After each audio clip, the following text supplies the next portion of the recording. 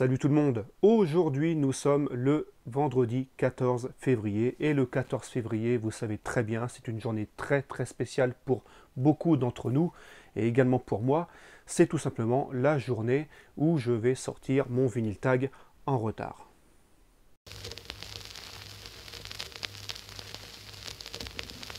Le vinyle tag 2025, une série de 20 questions.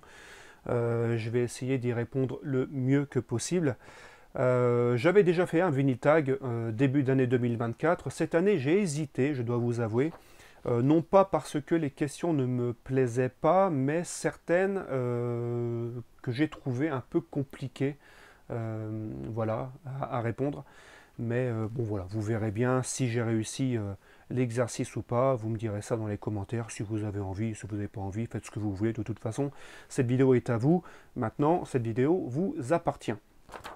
Du coup, je commence avec la première question de ce vinyle tag. Donc, le meilleur achat de 2024, neuf ou ancien. Alors, pour le meilleur achat de 2024, beaucoup d'hésitation parce que j'ai acheté beaucoup d'albums en cette année 2024. Alors je me suis dit, est-ce que je mets un achat neuf ou occasion? Eh bien cette fois-ci, j'ai choisi un album occasion, tout simplement parce que en cette année 2024, j'ai quand même acheté assez peu d'albums neufs. Je me suis focalisé sur des pièces que je recherchais depuis très longtemps. Et ça a été le cas de cet album de Michael Jackson, le History, voilà, que je recherchais depuis très longtemps en pressage original, que je vous ai déjà présenté sur la chaîne. J'avais fait une vidéo d'ailleurs dans mes souvenirs spéciales pour cet arrivage. Donc voilà, moi je voulais vraiment ce History, alors non pas pour la première partie qui est un best-of, alors bon, on est content, il y a un best-of avec cet album, c'est toujours mieux que rien. Même s'il manque énormément de grands classiques de Michael Jackson sur celui-ci. Mais moi, c'était surtout pour avoir le deuxième vinyle, donc le History Continue, avec le duo avec Janet Jackson, Scream, They Don't Care About Us, Stranger in Moscow, Earth Song, Come Together, la reprise des Beatles. Enfin voilà, moi cet album est l'un de mes préférés de Michael Jackson, certainement peut-être mon deuxième préféré avec le Dangerous. Alors oui, moi je mets un petit peu après Bad et ensuite Thriller, parce que moi voilà, j'ai découvert Michael Jackson avec l'album Dangerous, donc c'est un album, on va dire, d'enfance pour moi, le Dangerous. Mais celui-ci, voilà, j'ai aussi eu la chance de le découvrir à sa sortie, et c'est pour ça voilà, qu'il a une place plus haute dans mon cœur que Bad et Thriller, que eux je n'ai pas connus à leur sortie. Alors deuxième question, 50 ans plus tard, meilleur album de 1974.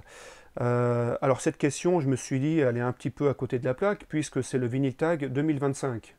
Donc 2025, 50 ans avant, c'était 75. Mais vu que beaucoup ont commencé leur vinyle tag 2025 en fin 2024, ils ont pris le meilleur album de 74. Il ne faut pas chercher à comprendre. Bon, je fais comme tout le monde, voilà, et puis c'est tout.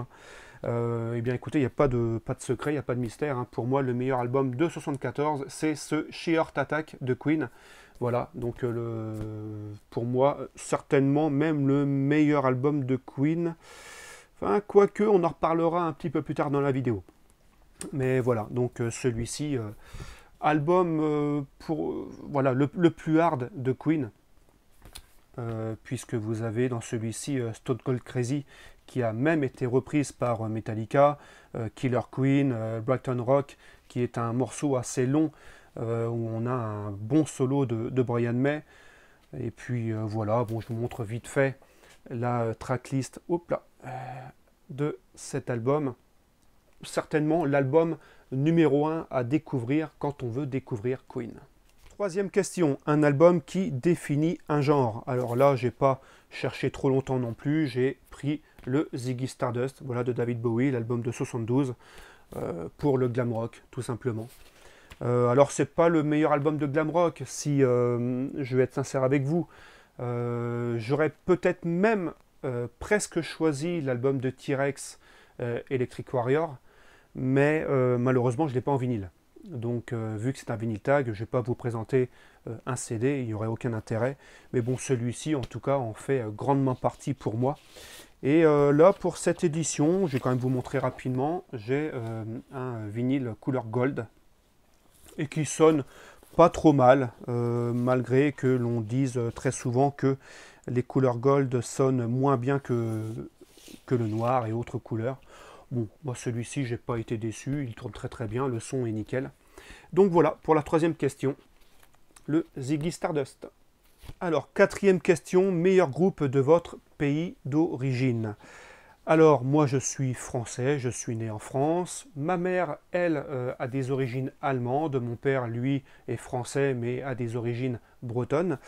Alors, j'ai hésité parce que j'ai eu beaucoup de groupes français dont j'ai été très fan, même si le mot fan me dérange un petit peu parce que je ne suis pas fanatique d'un artiste, mais bon, j'utilise ce mot voilà, comme quoi j'aime beaucoup le groupe ou les artistes.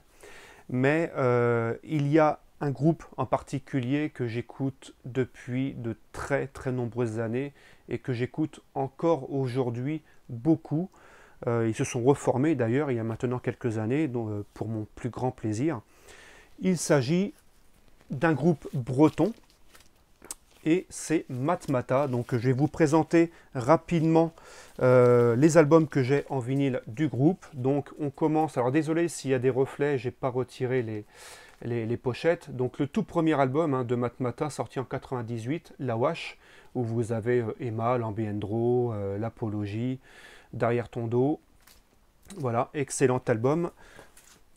Ensuite, le deuxième, lui, sorti en 2001, je crois, oui, 2001, l'album Rebelote. Ensuite, ils nous ont sorti l'album Archie Kramer. Donc là, c'est un pressage original que j'avais acheté à sa sortie en 2004, qui était d'ailleurs numéroté, numéro 620. Alors, je ne sais pas si on voit bien. Bon, c'est pas grave, on s'en fout, mais il est numéroté. Ensuite, l'album de 2007, La Cerise. Voilà, où vous avez La Cerise, Crépuscule Dandy. Ensuite, ils se sont séparés pendant quelques années et sont revenus avec l'album Plate Couture. Alors celui-ci, excellent album, donc sorti en 2017. Alors où vous avez Nous y sommes, Les Inpas, Marée haute, Retour à la normale. Et le dernier album en date, un double album qu'ils ont sorti en 2023, voilà, le Miscellanée Bisextile. Excellent album qui revient un petit peu aux origines du groupe. Voilà, ce sont un peu plus bretons que les albums précédents qu'ils avaient un peu lâchés après leur premier album, La Wash. Là, on retrouve des sons du premier album dans celui-ci. Donc voilà, vous avez Populaire, Brest même, qui était le premier single, qui est une très très belle chanson sur Brest. Donc voilà, excellent album de Matmata, le dernier en date. Donc plus qu'à attendre le prochain, mais bon, celui-ci est sorti en 2023, donc on va peut-être attendre encore un tout petit peu. Et ensuite, j'ai deux albums live. Donc celui-ci qui était sorti après l'album Plate Couture, voilà. Donc sorti lui en 2018, You Are No What, voilà, excellent concert celui-ci, que je préfère au dernier qu'ils viennent de sortir. Donc voilà, le dernier live qui est le Brest, qui est sorti il y a quelques semaines maintenant, celui-ci. J'aime moins que le live précédent, surtout pour le son. Je trouve que la prise de son sur celui-ci est moins bonne que sur le précédent. Et même la tracklist des chansons, je la trouve meilleure sur le live précédent. Mais malgré tout, j'aime beaucoup ce live. Mais donc voilà, à aujourd'hui, ce que j'ai pour Matmata en vinyle. Plus qu'à attendre un prochain live en vinyle, j'espère qu'ils nous sortiront après avoir fait leurs 30 ans. Et ce sera à l'Accor Hotel Arena en 2025. 5e question, un artiste qui vous manque terriblement, donc j'ai pas hésité longtemps, hein. Freddie Mercury, voilà, qui nous a quittés, ça fera cette année 34 ans déjà, puisqu'il nous a quittés, je crois, dans mes souvenirs, le 24 novembre 1991. Je m'en souviens encore parce que j'ai appris son décès, hein, en regardant les infos sur TF1 en 91. Bon, j'étais petit, hein, j'avais 9 ans, mais j'ai le souvenir de l'annonce de sa mort. Donc j'aurais très bien pu choisir David Bowie, hein, vous me connaissez très bien, mais Freddie Mercury, je l'ai aimé avant David Bowie, donc voilà, pour moi Freddie Mercury restera toujours le numéro 1 dans mon cœur. Et voilà, je me dis toujours, s'il était encore là, qu'est-ce qu'il aurait pu vraiment encore nous offrir. Mais bon, on va pas se plaindre, il nous a quand même offert beaucoup de très bonne musique, que ce soit en solo ou avec Queen. Donc malgré tout, quand même une grande carrière, malgré une carrière assez courte, quand on réfléchit bien, hein. Queen, ça a commencé enfin tout du moins en enregistrement en 73, et il est parti en 91, donc on n'a même pas 20 ans de carrière, ça peut paraître quand même malgré tout assez peu, donc 19 ans, mais bon, en 19 ans, il nous a quand même fait bien plaisir musicalement, donc voilà, Freddie Mercury. Question numéro 6, meilleur album live de votre collection. Alors je pensais galérer pour celle-ci, et puis en fait en regardant dans mes disques, j'ai trouvé tout de suite l'album qui convenait le mieux à cette question. J'ai pris tout simplement le AC/DC Live, voilà, qui lui est sorti en 92, le meilleur album live d'AC/DC. Je les ai tous écoutés, alors je ne les ai pas tous en vinyle, c'est le seul que j'ai en vinyle de live d'AC/DC. J'ai pas mal de DVD, j'ai pas mal de CD d'autres concerts, mais celui-ci pour moi est vraiment le meilleur, tout simplement parce qu'il reprend toutes les meilleures années du groupe. Donc ça vient de la tournée de 90 à 91. Donc je vous montre rapidement l'intérieur du Gatefold et regardez-moi cette liste, voilà, de ce double live. C'est le meilleur tout simplement. Et pourtant je ne suis pas un fan absolu d'AC/DC. J'aime bien, mais celui-ci est une véritable pépite live d'AC/DC. Donc voilà pour cette question. Question 7. Votre partenaire vient de vous larguer. Quel album écoutez-vous? Alors j'espère que ça ne va pas arriver, surtout qu'on est le 14 février aujourd'hui. Ce serait malheureux. Mais j'ai choisi un album, voilà, qui me donnerait la pêche. Tout simplement parce que j'aurais pas envie de me laisser abattre, à pleurer, voilà, tout ce que vous voulez. Même si sincèrement, si ça arrivait, je n'espère pas, mais sincèrement, je ne serais pas dans les meilleures conditions. Mais bon, là, pour rigoler, je me suis dit, pour cette question, je prends un truc qui bouge, qui me donnerait envie de me changer les idées. Et j'ai pris tout simplement un best-of de James Brown. Voilà, tout bêtement. Et j'ai surtout pensé à cet album parce que je l'ai écouté encore hier.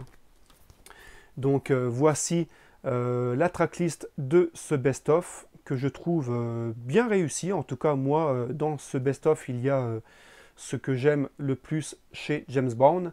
Je ne vais pas faire mon malin, je ne connais pas énormément sa discographie, donc il y a pour moi l'essentiel de ce que j'aime. J'espère un jour peut-être me faire quelques albums, voilà, me trouver des albums en convention ou autre de cet artiste et puis étoffer un petit peu ma collection. Et je vous montre rapidement, voilà, l'intérieur de ce best-of. Ça c'est sorti en 87 et c'est un pressage anglais sorti chez Catel. Voilà. Donc chérie, tu sais, aujourd'hui si tu me quittes, eh bien j'écouterai du James Brown pour me changer les idées. Question numéro 8, la batterie la plus sonore d'un album. Alors là aussi, beaucoup d'hésitation. Alors, à savoir que j'aime beaucoup la batterie. Je ne fais pas de batterie malheureusement, j'en ai jamais fait. Je n'ai jamais pu apprendre la batterie. J'ai appris d'autres instruments de musique. Mais il est vrai que quand j'écoute un album, la batterie pour moi, j'y prête beaucoup d'attention. Et il y a un album en particulier, alors ça joue aussi par rapport au mixage, hein, tout simplement parce que l'album que je vais vous présenter pour moi, dans ma collection de vinyles que j'ai, C'est certainement l'un des vinyles qui sonne le mieux de ma collection. Il tourne en 45 tours d'ailleurs celui-ci. Alors je ne sais pas si certains qui vont regarder la vidéo ont ce vinyle et seront peut-être d'accord avec moi. Il s'agit du Wasting Light des Foo Fighters avec le regretté Taylor Hawkins à la batterie. Donc voilà, album fantastique des Foo Fighters. Et puis moi, le son de la batterie de cet album, je le trouve absolument fantastique. Et puis Taylor Hawkins, pour moi, certainement un des derniers grands batteurs que l'on ait connu. Alors oui, bien sûr, il y a meilleur, effectivement, mais pour moi, il avait un jeu qui me plaisait énormément. Donc voilà, pour cette question de la batterie la plus sonore dans un album, ce Wasting Light des Foo Fighters. Question numéro 9, votre artiste préféré qui est membre de 2 groupes ou plus? Bon, j'ai choisi tout bêtement Dave Gahan, voilà, qui est membre de Depeche Mode et également de Soul Savers. Alors Soul Savers, j'ai les 3 albums. Alors le premier, je ne l'ai pas en vinyle, je suis désolé, j'aimerais bien l'avoir. C'est le The Light and the Dead Sea. Pour moi, le meilleur qu'il ait fait avec Soul Savers. Ensuite, ils ont fait ensemble le Angels and Ghosts. Voilà. Lui, c'était en 2015. Alors, le premier, je ne sais plus, je ne vous ai pas dit. C'était en 2012.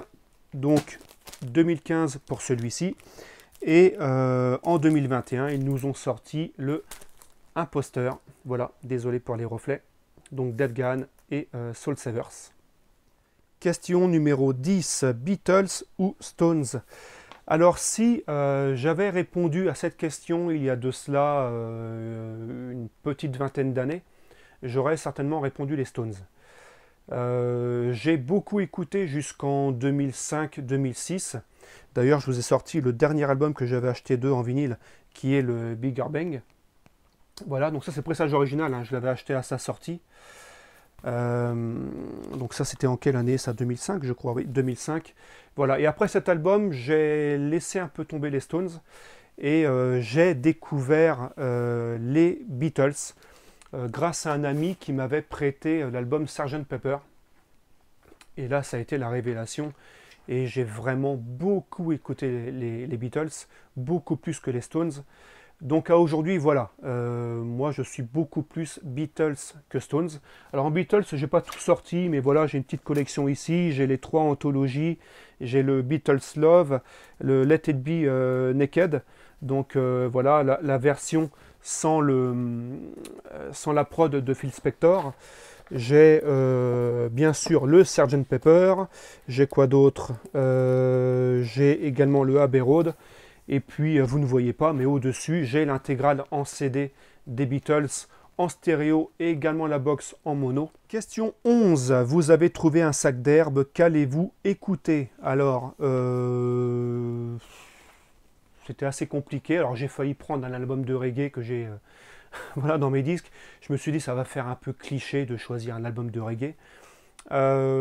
Après réflexion, je me suis dit, essayons de trouver un album un petit peu rock, psychédélique, voilà, qui nous fasse un petit peu nous envoler. Et j'ai pris tout simplement, voilà, ce best-of des Flaming Lips, voilà, groupe qui fait du rock assez psychédélique.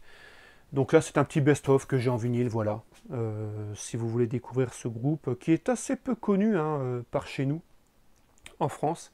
Aux États-Unis, voilà, qui est un peu plus réputé. Flaming Lips était même passé aux infos en France. Je me souviens, c'était sur M6, ils avaient montré un petit peu, ça avait même créé un petit scandale pour certaines personnes qui étaient pour le confinement. En fait, ils avaient fait des concerts, mais dans des bulles. Donc tout le monde était dans une bulle d'air, et le groupe aussi. Et puis voilà, ils avaient fait un concert comme ça, enfin ils faisaient des concerts avec chaque personne dans des bulles d'air. Donc effectivement, il y avait beaucoup moins de monde dans la salle, mais ça leur permettait de faire des concerts pendant le confinement. Donc voilà, pour cet album que j'écouterai si je trouvais un sac d'herbe, même si personnellement, si je trouve un sac d'herbe, je pense pas que j'y toucherai plus que ça, personnellement.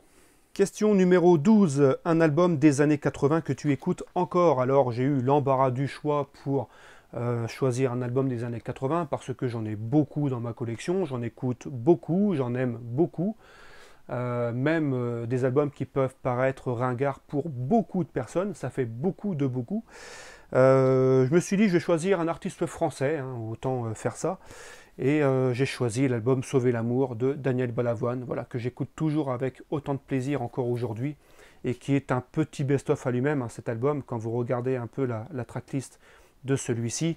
Donc Aimer plus fort qu'être aimé, tous les cris, les SOS, l'Aziza, Sauver l'amour, enfin voilà, cet album est une petite pépite, et qui est son tout dernier album, hein, qui nous a quittés juste après la sortie de celui-ci, je crois. Ça, c'était en quelle année, ça? En 85. Balavoine, lui, est parti en 86, je crois. Donc, il n'a pas eu le temps de faire autre chose après celui-ci. Et quand on sait ce qu'il allait nous offrir par la suite, parce qu'il était prévu qu'il fasse voilà, un petit peu de musique avec Peter Gabriel à ce moment-là, eh bien, je pense qu'on loupe pas mal de choses, hein. Enfin, on a loupé pas mal de choses, malheureusement, à cause de son décès. Mais donc voilà, l'album des années 80 que j'écoute toujours avec beaucoup de plaisir, le Sauver l'amour de Balavoine.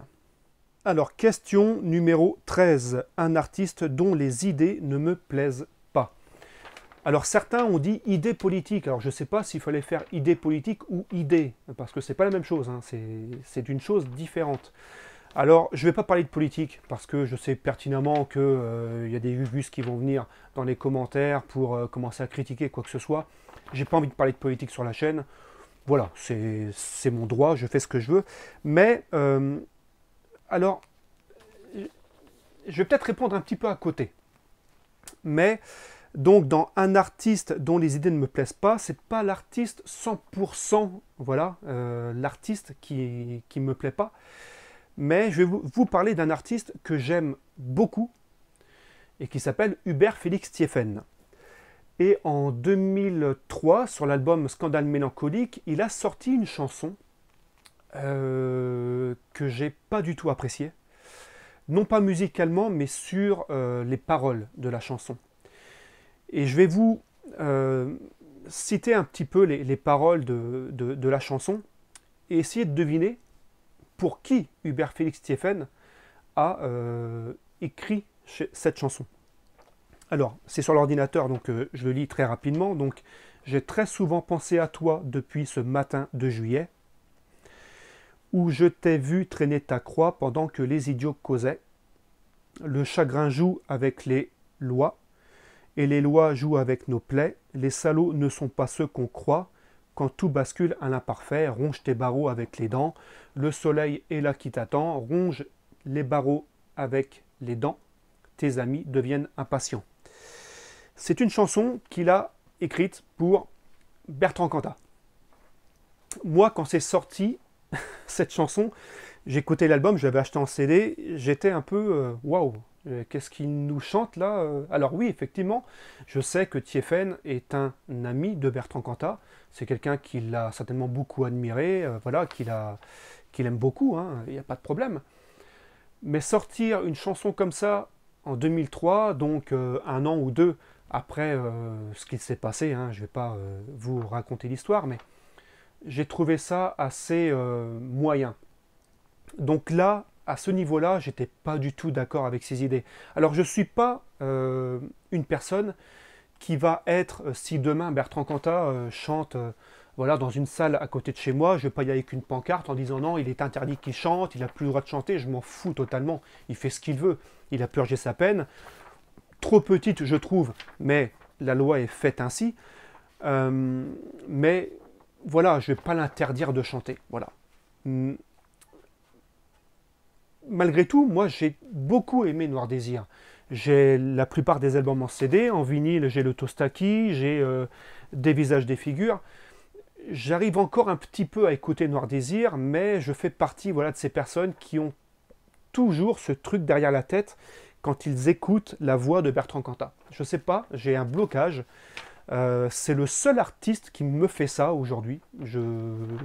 Alors peut-être que ça m'a beaucoup marqué cette histoire, mais donc voilà. c'est pas véritablement l'artiste, mais c'est surtout une chanson d'un artiste. Donc là, je ne suis pas du tout d'accord avec Hubert Félix Stephen de nous avoir sorti une chanson sur ce sujet, sur cette personne qui était, enfin, qui est toujours Bertrand Cantat. Donc cette chanson qui était Télégramme 2003, sortie sur l'album Scandale mélancolique. Question numéro 14, montrer son label préféré. Alors j'ai pris tout simplement Parlophone, voilà. Alors pourquoi Parlophone? Eh bien parce que les Beatles, parce que Queen, parce que David Bowie aussi pendant un certain temps. Donc voilà, c'est un label qui a signé des artistes que j'aime beaucoup, donc voilà, tout bêtement, Parlophone. Question numéro 15, une série de 3 super singles. Alors j'ai choisi 3 singles sortis en 93 du premier album de Brian May, le guitariste de Queen. Donc le premier single c'était Driven by You, voilà, sorti chez Parlophone. Le deuxième, le Last Horizon, voilà, sorti chez Parlophone, avec lui pressage anglais, du coup vous avez le centreur qui est rempli. Et ensuite le single Back to the Light, voilà, est sorti également lui chez Parlophone. Donc voilà, une série de 3 super singles de Brian May. Question numéro 16, un achat RSD, donc Record Store Day, que tu écoutes régulièrement.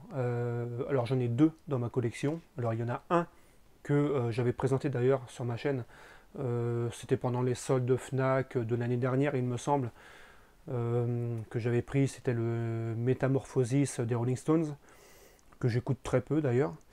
Mais du coup je vous présente celui que j'ai acheté l'année dernière, et c'est celui que je voulais dans la liste. Alors il est vrai que je ne suis pas un fou du Record Store Day, hein, pour être tout à fait franc avec vous, mais voilà, j'avais pris celui-ci, le David Bowie Waiting in the Sky, qui est tout simplement la première version de l'album Ziggy Stardust, voilà, tout simplement.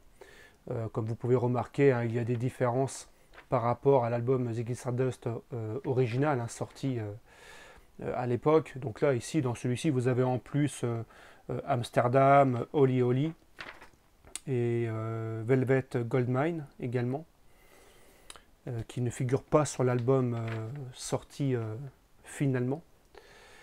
Il est vrai que je préfère l'album Ziggy Stardust tel qu'il a été dans sa version finale, mais c'est toujours intéressant de, voilà, d'avoir une version différente d'un album. Après, c'est pas indispensable, pour être tout à fait franc avec vous. Question numéro 17. Tu peux être réincarné en n'importe quel artiste, mort ou vivant. Qui sera-t-il? Eh bien, j'ai choisi tout simplement Paul McCartney. Parce que les Beatles, parce que les Wings, parce que sa grande carrière solo, parce que l'artiste, voilà, quelqu'un que j'aime beaucoup, même en tant qu'homme. Donc voilà, Paul McCartney, et puis autant prendre un artiste qui arrive à un âge assez avancé, hein. J'aurais très bien pu prendre Lennon par exemple, mais bon, j'ai pas envie de partir à la fleur de l'âge, donc autant prendre celui qui va très très loin, quoique Ringo est encore plus vieux que McCartney, mais bon, en termes de carrière, je préfère quand même McCartney que Ringo. Donc voilà, McCartney. Question numéro 18, les 3 meilleures lignes d'une chanson. Alors, j'ai pas 3 lignes, mais 4. Et j'ai choisi une chanson française. Et heureusement pour vous, parce que si je commence à vous claquer 3 ou 4 lignes en anglais, c'est même pas la peine, vous n'allez rien comprendre. Donc c'est une chanson française sortie en 2012 d'un artiste qui s'appelle Tristan Neward, qui est tout simplement le chanteur du groupe Matmata. Donc pendant que le groupe était en break, il a sorti un album solo, et ce sont 4 lignes d'une chanson qui s'appelle Des merveilles, et je vous cite ça tout de suite. Laisse-moi le temps de sortir de mon sommeil. Aujourd'hui comme avant, mon amour se porte à merveille. Même si la prudence a retardé mon réveil, un peu de patience et je ferai des merveilles. Je vous le dis, n'hésitez pas à écouter cette chanson parce que je pense que beaucoup de personnes vont se retrouver dans ce texte. Question numéro 19, un album dont tu ne te lasses jamais. Je n'ai pas hésité une seule seconde, c'est un album que j'écoute au moins 2 fois par mois depuis de très très nombreuses années. C'est mon album préféré, certainement de tous les temps, je crois, de tous les artistes que j'ai. Si je voilà, il n'y a pas la question, mais si je ne devais garder qu'un seul disque, ce serait celui-ci. Voilà, tout simplement, c'est l'album de Queen. C'est pas l'album le plus connu, il n'y a pas de gros tubes dans celui-ci, mais bordel, qu'est-ce qu'il est bon cet album. Donc, voici l'intérieur du Gatefold. Je vous montre rapidement, voilà, la tracklist de ce chef-d'œuvre absolu. Pour moi, hein, c'est pas le A Night at the Opera, le meilleur album de Queen. Pour moi, c'est celui-ci. Vous avez des pépites. Vous avez le Ogre Battle, The March of the Black Queen, chef-d'œuvre absolu. Mais vous voyez, vous avez Bohemian Rhapsody ici, et bien vous avez The March of the Black Queen au-dessus. Voilà. Et c'est un fan de Queen qui vous le dit. Donc, bon, après c'est mon avis, hein, m'engueulez pas dans les commentaires pour dire non, non, c'est pas vrai, mon Dieu, mais quelle horreur, tu n'es pas fan, tu es indigne. Mais bon, non, non, je ne suis pas indigne, c'est le meilleur album de Queen, quoi qu'on en dise. Et qui aura le droit d'ailleurs à un remixage hein, en 2025, puisqu'on a eu en 2024 le remixage du premier album, et celui-ci aura également le droit à son retravail au niveau du son, parce qu'il en a vraiment, vraiment besoin. Question numéro 20 et la dernière. Dernière question, la question numéro 20. Partage ta chaîne VC préférée. Alors, je vais en citer quelques-unes. Alors, je ne vais pas citer les plus hype hein, qui existent parce que j'estime qu'elles n'ont pas besoin de pub. Voilà, elles se démerdent bien comme ça. Mais je vais vous citer Vinyl Mania parce que c'est quelqu'un, voilà, on a des goûts en commun.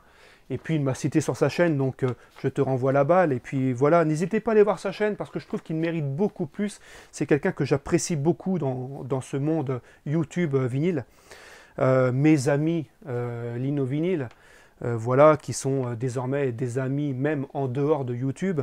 Voilà, on fait des bourses disques ensemble, tout ça. Ce sont des personnes absolument fantastiques. Je vais citer aussi Vince Multicollection, Vince, que je salue également, avec qui j'ai fait un live chez Pinap.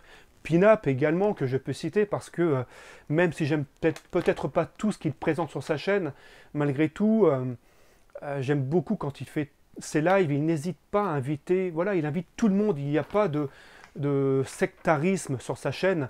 Il peut inviter Monsieur Vinyl, Rock Moderne, Vince Multicollection, Meteora, enfin j'en oublie, mais Stunty, French Vinyl Addict. Voilà, il invite tout le monde de tous les styles musicaux et je trouve ça génial. Ensuite, je vais citer également Monsieur Blu-ray Vinyl, Chris, mon ami Chris, que j'ai enfin pu rencontrer lors de la bourse aux disques d'Amiens. D'ailleurs, j'ai pas fait de vidéo pour le retour de bourse aux disques, mais parce que j'en ai trouvé seulement 2 et je vous présenterai ça peut-être un peu plus tard avec une autre vidéo.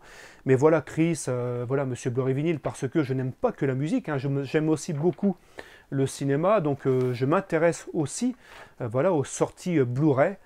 Et voilà, sa chaîne, je la trouve excellente. Et puis c'est quelqu'un vraiment de formidable que j'ai pris un grand plaisir de connaître en dehors de YouTube. Et puis voilà, bon, j'en oublie certainement beaucoup, mais je vous aime tous, vous êtes tous beaux. Alors effectivement, il y en a que j'aime moins, mais je ne vais pas les citer. Et puis on ne peut pas aimer tout le monde. Et on ne peut pas être aimé par tout le monde. C'est tout à fait normal. Enfin voilà, cette vidéo est terminée. J'espère que ça vous a plu, que les vinyles, les quelques vinyles que je vous ai présentés vous ont plu. Eh bien, je vous dis à très bientôt. Portez-vous bien, passez un très bon week-end, une bonne soirée de Saint-Valentin, protégez-vous. À plus!